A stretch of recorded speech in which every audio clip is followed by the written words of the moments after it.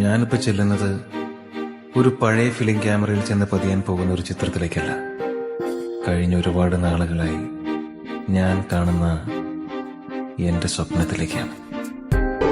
Hi everyone, ഇന്ന് നമ്മൾ വന്നിരിക്കുന്നത് അടുത്ത ലൂമിനാർ ഒരു സക്സസ് സ്റ്റോറി ആയിട്ടാണ്. ഹായ് കൃഷ്ണ. ഹായ്. സോ കൃഷ്ണയുടെ ലൂമിനാർ ആയിട്ടുള്ള ഒരു എക്സ്പീരിയൻസ് ഷെയർ ചെയ്തോളൂ. ഞാൻ ബിടെക് 2023 പാസ് ഔട്ട് ആണ്. അത് കഴിഞ്ഞിട്ടാണ് ലൂമിനാറിൽ ജോയിൻ ചെയ്യുന്നത്. Python Django full stack development കോഴ്സാണ് പഠിച്ചത്. അൻഷ്യ മാം ആയിരുന്നു ട്രെയിനർ. അതിനുശേഷം ഇപ്പോൾ ട്രോയ്സ് ഇൻഫോടെക്കിൽ ട്രിവാൻഡ്രത്ത് പ്ലേസ്ഡ് ആയിട്ട്. സോ ബിടെക് കമ്പ്യൂട്ടർ സയൻസ് കഴിഞ്ഞ് ലൂമിനാറിലേക്ക് വരുമ്പോൾ ഇവിടെ വന്ന് പഠിച്ചു കഴിയുമ്പോഴുള്ള എക്സ്പീരിയൻസ് എങ്ങനെയാണ്? നമ്മുടെ കോളേജും നമ്മുടെ ഒരു ട്രെയിനിങ് ഇൻസ്റ്റിറ്റ്യൂട്ടിൽ പഠിക്കുന്ന തമ്മിലുള്ള വ്യത്യാസം എങ്ങനെയാണ്? ലൂമിനാറിലെയും ബേസിക് തുടങ്ങി നല്ല രീതിയിലാണ് പഠിപ്പിക്കുന്നത്. കോളേജിൽ അത്രയും ബേസിക് ഒന്നും പഠിപ്പിച്ചിട്ടുണ്ടായിരുന്നില്ല. ഇപ്പോൾ ഇവിടെ നിന്ന് പൈത്തൺ പഠിച്ചപ്പോൾ പൈത്തണും ജാങ്കോ അങ്ങനെ നല്ല രീതിയിൽ തന്നെ പഠിക്കാൻ പറ്റിയിട്ടുണ്ട്.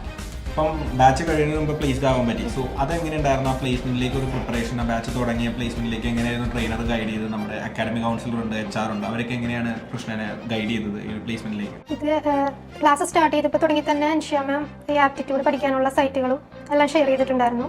പിന്നെ ഇന്റർവ്യൂ പ്രിപ്പറേഷനുള്ള ക്വസ്റ്റ്യൻസ്, അപ്പോൾ അതെല്ലാം ഇന്റർവ്യൂവിന് പോയപ്പോൾ ഹെൽപ്ഫുൾ ആയിരുന്നു. സ്ട്രഗിൾ ചെയ്തിട്ടുണ്ടെന്ന് പറഞ്ഞു കോളേജിൽ പഠിക്കുന്ന സമയത്ത്. സോ ഇപ്പോൾ എങ്ങനെയുണ്ട്? ഹാപ്പിയാണോ? ഇപ്പോൾ ഹാപ്പിയാണ്. Thank you.